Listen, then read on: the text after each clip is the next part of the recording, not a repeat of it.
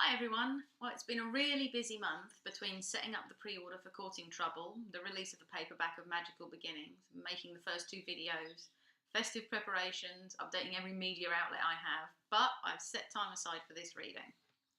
I've chosen to read to you part of the first chapter from Courting Trouble because it is pretty long and I don't want to be sitting here all day.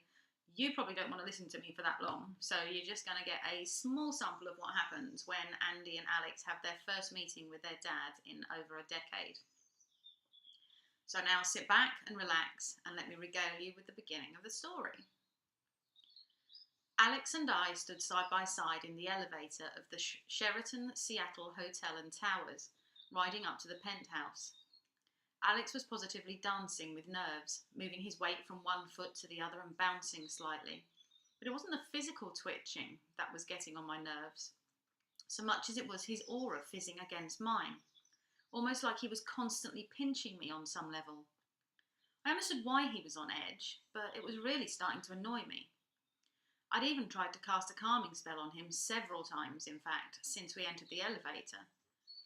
But it had failed each time. He was just too jittery and it was making my own butterflies worse. Outside, the weather was changeable. The sun shining most of the time, but the odd cloud drifted across it now and then, which Alex took as a sign that I was nervous too. I was nervous, I had admitted that to him, but I'd also tried to tell him the weather conditions had nothing to do with me. I finally had the extra powers that I'd accidentally gained in April under control, but he didn't believe me, and I think it made him feel a little better. It was just typical Seattle weather, though. Not my fault, unlike a lot of weather anomalies until recently. Seattle had a reputation for generally being wet, but that was mostly untrue. Statistically, we actually had less rainfall than New York. It was just one of those things that everyone associated with Seattle. Alex and I had talked long and hard about what to wear today, and we'd decided not to get dressed up. Dad, our real dad, the guy who until recently we had thought dumped us along with Mum, would have to accept us for what and who we were, or he wouldn't be seeing us for another 10 years. It wasn't that we didn't make an effort. I just didn't see any point in us adding being physically uncomfortable to the emotional discomfort we already felt. Smart casual would do for us just fine, or this would be one of the quickest reunions on record. So, Alex had ended up wearing a dark blue casual shirt, dark blue jeans with black loafers instead of his usual sneakers. And I was wearing comfortable black pants, a pink sequin tank top, a waist-length black cardigan, almost flat black court shoes. If I didn't have to wear heels, I wouldn't. Once again, Alex shifted his weight from one foot to the other and back again. "Will you stop that?" I demanded as I glared at him. "Sorry, that spell must be wearing off," he said, swinging his arms. "It's not wearing off, you won't let it work," I said frustratedly as I looked up at the numbers above the door. We were only 2 floors away, so I took his hand in mine. "Take a few breaths." He did, and I sent calming thoughts to him, soothing waves from my aura to his, helping him bring himself down from the tense nervousness that was filling him. I felt the spell the moment his aura finally let it in. The difference blatant and immediate. His aura calmed and his breathing slowed to a normal level. The atmosphere in the elevator settled in an instant, and I let out a relieved sigh. "He's just our dad, Alex," I said. "Be yourself. And if he doesn't like what he sees, it's tough. It was his idea for us to get together." Alex shook his head, his brown curly hair bouncing around his ears. "I don't know how you do it." "Do what?" I frowned. "Stay so calm, so with it. You just bounce from crisis to crisis, hardly batting an eyelid." "You always did worry too much. Besides," I smiled, "this is just meeting with our dad. It's not exactly a crisis." "Says you," he muttered as the elevator stopped with a ping. The doors slid open to reveal a beautiful fey woman in a grey business suit. The skirt and jacket held pale pink pinstripes, that not only matched her blouse, but also her hair, which was caught up at the back, making her already delicate cheekbones more prominent. Her eyes were pale, although their true colour I couldn't tell from this distance, and her eyelashes so thick you normally only got them in a packet. She smiled warmly at us with shiny full lips and bowed low as we stepped into the hallway of the penthouse. "Your Highnesses, I am Kirsten, your father's personal assistant. If you'd like to come this way." She tottered towards the door opposite in ridiculously high heels. They took her height to well over 6 foot and gave her hips a sexy swing. I glanced at Alex, who had his head tilted to one side, obviously enjoying the view.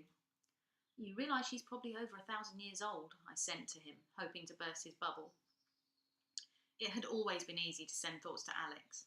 We'd grown up with me sending him thoughts, comments, and yes, even test answers in school. Maybe if he could have sent back, I would have done better in science. More recently, I'd been able to send and receive thoughts with Tiernan, my life mate, as I did with Alex. It was one of the benefits life mates shared, but when you added to that the addition of advanced telepathy to my already expansive powers, I could send thoughts to just about anyone who was feeling receptive, although generally I chose not to. A lot of people didn't like being sent random thoughts. To some it was like a personal invasion, although telepathy wasn't like that. It was more like a mental whisper. However, some believed if a telepath could speak into your mind, they could easily take things out of it, which wasn't true at all. It took a lot of effort to mind rape someone for information, more than it was actually worth, which was why it was so rare. I'd never tried it, never wanted to, but I had had it done to me. In answer to the question on your lips, no, they didn't get what they wanted, and I don't recommend it. Alex looked at me wide-eyed. The whole Fae being immortal thing was still astonishing to him. Although he had known it was true, he was still getting used to meeting people old enough to be our great-grandparents or older, who looked about our age. He had no idea how old Tiernan was, and I wasn't about to tell him. He'd probably pass out from shock. Mind you, we didn't know how old our dad was either. Actually, it might be pretty weird if I found out he was younger than Tiernan. At the end of the hallway was the living area of the penthouse. I had been in more lavish rooms this last month or so than I could remember, and this was no exception. The living room was larger than my last apartment and then some. The main seating area was the centrepiece of the room. Set down 2 steps, the recess had 2 comfortable-looking green sofas with an abundance of cushions, one on either side of a large oak coffee table. There were 2 steps on the opposite side too, leading up and out again. Opposite us was a bank of windows that filled the far wall from floor to ceiling, leading out onto a balcony with its own seating that was just visible through the cream voile curtains. Oak units lined the room, complete with various ornaments and rich oil paintings hung around the walls. 2 doors stood closed on the right-hand wall to our left, and a small bar area with another door beside it on... I'm going to read that line again.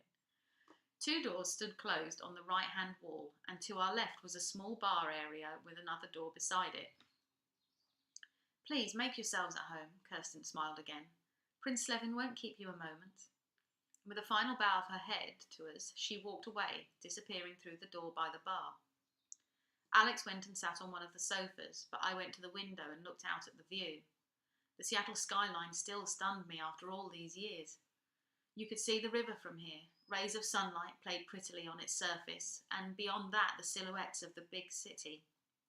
I'd been overawed when we first came to Seattle over 10 years ago. The closest thing to a city I'd got back in England was Cambridge, and that was a far cry from this. Old university buildings, small shops, very rarely any over 3 or 4 stories. Seattle had been enormous and almost claustrophobic in comparison. I realised I was playing with the pentagram pendant on my necklace, something I always did when I was nervous. The butterflies in my stomach were the biggest giveaway, but playing with the pentagram just about confirmed it. I was pretty damn anxious myself. I thought about making myself stop, but I was gaining a degree of comfort from it, so I didn't. No one could see what I was doing, and it helped, so why not? I heard a door open, and I turned towards the right wall, Alex doing the same. Our father walked through the door, looking almost exactly as he had over 10 years ago. Suddenly he seemed nearer our age than Mum's, but I knew that was because he was Shay, pure High Court royal fae. Technically, they're immortal. Don't get that muddled up with invincible, they can still die. They just bring a whole new meaning to the term longevity. Andromeda, Alexander, he smiled. He stood at 6'2", slender but not skinny. It seemed to be another fae trait that they were muscled effortlessly, and even his clothes couldn't hide that fact. His hair was much longer and much lighter than I remembered, reaching past his shoulders in a sandy blonde colour. I remembered him being as dark as both Alex and myself, but even his eyebrows were the same soft shade as his hair. Either my memory had played tricks on me, or he'd been liberal with some hair dye at some point. He was wearing black slacks and a blue checked formal shirt with the top 2 buttons undone. As he walked towards us, taking us in, Alex stood. Neither of us took a step towards him. In fact, I felt like I was frozen, suddenly watching a man who had long since deserted us walk back into our lives. He came closer, and I realised his magic was preceding him. It felt like home. It dawned on me then that there was more to being Fae than I'd originally thought. The link of magic not only working in life mates, but family too. It was a strange feeling, like someone had turned a childhood scent into power, like the smell of home-baked apple pie always reminded me of our grandmother. It brought things to mind I had long since forgotten. Alex came to me quickly, standing slightly behind me, and as he took my hand, I knew he had felt it too. This was our father, Dad. I needed to touch him, to hold him and be held, and that scared me more than any of the near-death experiences I'd had last month. I hadn't seen him in over a decade, hadn't even heard from him, but I wanted to run to him, wrap my arms around him and call him Daddy. That wasn't right. Like all Fae, he was handsome. His eyes were the blue of clear skies, his cheekbones elegant and face angular without being harsh. While Tiernan's features were soft yet defined, Dad's were more delicate, his jaw long and slender, yet still not feminine. Alex was shaking behind me, and I realised the fine trembling was echoed through me. We were both resisting the urge for all we were worth, and being together helped a little. Right now I'd willingly swap my pentagram for Alex in the comfort stakes. Dad stopped about a metre from us and looked us both over. He was happy, beaming in fact, and I couldn't be sure, but I thought he had a tear in his eye. Oh, great, he was expecting some happy family reunion. Something had to be said, though, before he started gushing at us, if only to stop this unusual feeling. "Could you tone down the magic a little, please?" I asked softly. His smile faltered slightly, but the power subsided, and I felt Alex let out a breath I hadn't even realised he was holding. "I'm sorry, I forget you won't be used to this," he said sheepishly. "It is a little weird," I said. He nodded. "I think that just about covers this entire situation." Well, that's all you're getting for now. To find out what else happens, you'll have to buy Caught in Trouble and find out for yourselves. The pre-order for the digital copy is now available, and the paperback will be going on sale a day later. These are printed to order, so Prime customers will have to wait 2 days normally for delivery, but I promise it is worth it. Yep, I have the sneaky pre-release copy, and I'm completely happy, just as happy as I was when I got Magical Beginnings 2 days ago. There's something else to look forward to as well. Book 3 is already completed and will be going in for mass editing in the new year. It's called Alternate Lifestyles and throws all new challenges at Andy, including vampires and a glimpse at what could have been, plus more daddy-daughter time. As soon as I have a release date, I'll let you know, but I'm hoping for the end of June. And in case you don't know, I have a Goodreads page, which is linked to the Facebook one. There should be a button up there somewhere. And on there I've got a blog, and you can ask me any questions you might have. So go ahead and take a look. Ask me anything about the series or writing in general, and I'll do my best to answer them. So I hope start that one again. I hope you've enjoyed listening to me ramble on and play Andy. And if you have, please share so your friends can find out about the series, and let me know so I know whether to make another one in the run-up to the release of the 3rd book. I guess there's nothing more for me to say now, other than have a blessed Yule, a Merry Christmas season, however you choose to celebrate it, and a very happy New Year.